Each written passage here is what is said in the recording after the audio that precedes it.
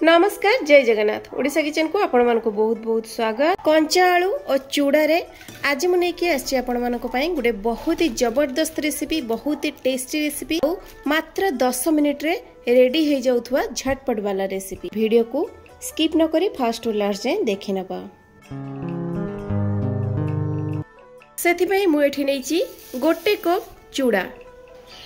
चूड़ा को एठी पानी देकी 2-3 थर भलो भाबरे धोई नबा, जहा फल कौन हम ना चूड़ा देहरे जो धूली इत्यादि थाए से सब भल भाव बाहरी जीव, सफा हो चूड़ाटा। आउे भल भाव धोई सारापर एदेबा आम हाफ कप पानी, जमीती चूड़ाटा टिके भल भाव एमती भिजिकी बतुरी जीव।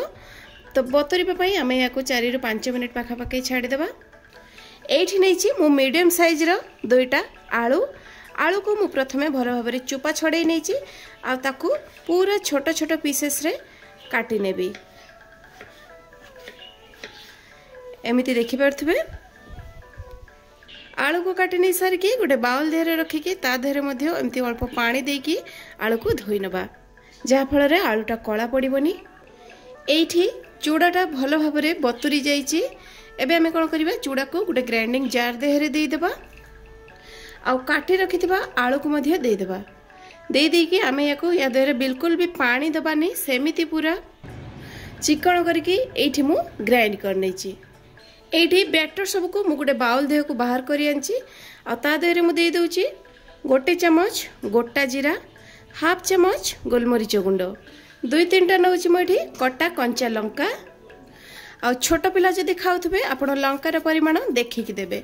आ एठी मु नउची 1 इंच रा अदा। अदा को मुझे ग्रेट कर नौची, आपड़ चाहिए छेचिकी दे पारे। ता छड़ा यहाँ मु बिना पियाज रसुण रे बनाऊँगी, से मु पियाज आ रसुण देनी। आपड़ जदि चाहिए पियाज रसुण को छोट छोट काटिकी ना छेचिकी दे पारे। एठी बाइंडिंग पाई मु नौची मैदा।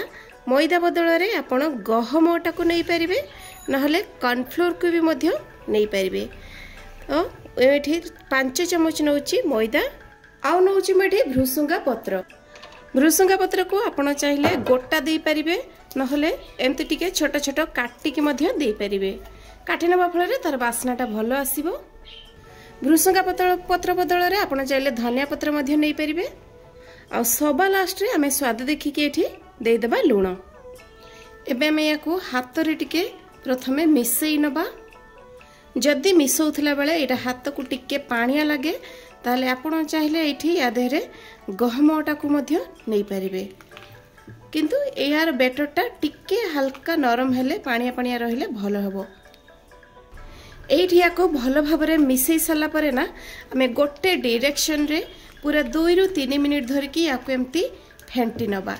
भल भाबरे फेंटी नबा फल रे कोन हबो ना हमर स्नैक्सटा पूरा बाहर कुरकुरिया बनिबो, भीतर सॉफ्ट रहिबो।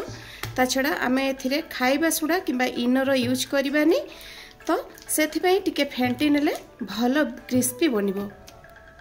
एठो 2-3 मिनिट मु भल भाबरे याको फेंटी नेची। आ देखि परथवे बैटरटा हमर केते हालुका हे जायची आ फुली मध्य जायची। एपटे एठी मु बसै नेची कड़ई। आ कड़ई देहरे देइची तेल। तेल एठी गरम हे गलानी। तो आमे जो बैटर को गुळे की रखिथिले ता देहरे छोट छोट एमती लेंबू ठारू मध्य छोट छोट एमती बॉल करके टिके टिके एमती देकी छाणी नबा। जेते बेले बॉल गुडी के देबे सेते गैस रे फ्लेम को पूरा लो रे रखिथिबे आ तेल को भल भाबरे गरम कर नैथिबे। बॉल सब को देई साला परे गैस रे फ्लेम को एठी पूरा हाई रे रखिबे, जहा फल रे कोन हबो कलरटा भल आसीबो आ क्रिस्पी मध्य बनिबो। पूरा 4 ରୁ 5 मिनिट मु हाई फ्लेम रे एमती छाणी साला परे देखि परथबे हमर स्नैक्स गुडर बहुत बढ़िया कलर आसी जाइची। आ देखंतु बहुत क्रिस्पी मध्य बनिची। तो एबे आमे याको छाणी नबा। बाकी बळिथिबा बैटर गुडी का मध्य आमे एमिति सेम प्रोसेस रे छाणी नबा। तो एठी देखि परथबे सेकंड स्टेप रो बॉल गुडी का मध्य हमर छाणी के पूरा रेडी हे जाइची। दर्शक बंधु आज स्नैक्स टी बनिकी रेडी हो गला, सेटा भी मात्र 10 मिनिट रे आपण साउंड रु जानि परथबे केते क्रिस्पी बनिची।